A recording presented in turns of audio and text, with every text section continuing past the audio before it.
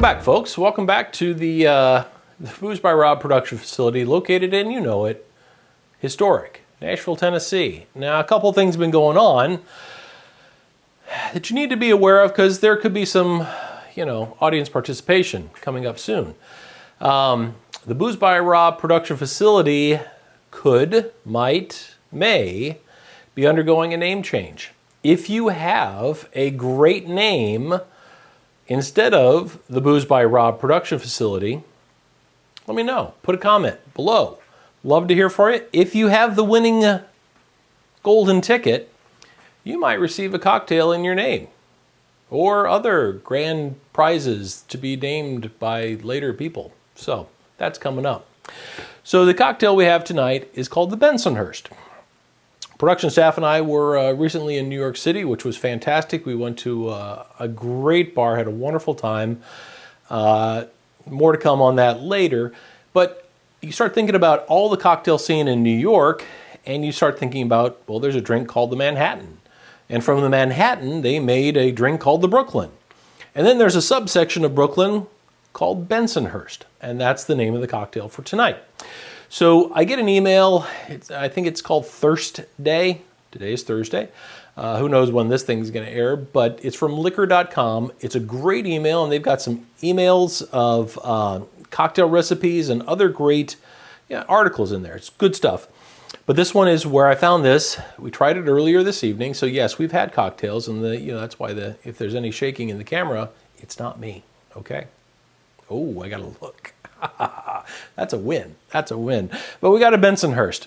Simple cocktail to make. Uses 4 ingredients. We have a rye whiskey, not a high rye bourbon, a rye whiskey. We have Luxardo cherry. We have, this was an interesting one to say. If you're Italian, you say Cynar. If you're American, you say Cynar. You pick. Don't care. Buy this. It's made from artichokes. Wow. And then you have a dry vermouth. All right. Another interesting thing about this recipe is we're actually going to use a teaspoon, which is a very small measurement. It's less than 1/4 ounce. So we are going to use 1 teaspoon of, let's say it like the Italians, Cynar. Okay.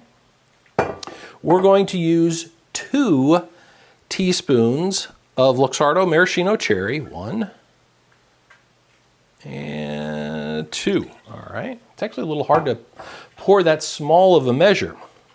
We're going to use 1 ounce of, this is Martini and Rossi extra dry vermouth. That's what you're looking for, a dry vermouth or a white vermouth.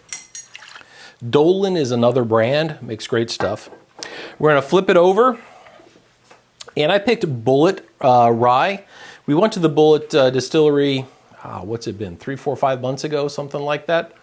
March we were there. And it's a cool distillery. They don't have a whole lot of products. They were smoking. What were they smoking? Oh, there were people that were smoking there. Oh, I remember it very well. Yes. We're going to take a full 2 ounces of a rye whiskey. Rittenhouse is the one that was called for in the recipe, and I couldn't find it in my local liquor store today, so I found Bulleit. So, into our mixing glass, we're going to put a couple ice cubes, and then with a bar spoon, just mix that up.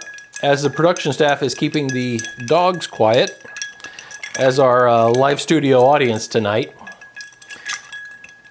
you never know what's going to happen here, right? So yeah, they're being disciplined at the moment. Very quietly. She's doing such a good job, that production staff. So now she's also a canine handler. We had horticulture, we have juice squeezing, now we have canine control. It's what can't the girl do? So here we go. All right. So the mixing glass had been in the freezer, so it was cold, and we're going to use it, you know it, it's a Visky Nic Nora glass. Nic Nora is the shape as compared to a coupe glass. There we go. We're not going to use the coupe. We're going to use a Nic Nora. And there, you know it, It's our handy dandy Hawthorne strainer. The camera crew has basically left the camera at the moment and is wrangling dogs away from the tripod to make sure they don't bump into it. This is the level of production that goes into, and we got moving lights. Okay, this has just been a really great show. I'm gonna take the damn cocktail, pour it in the damn glass, and get the heck off of here.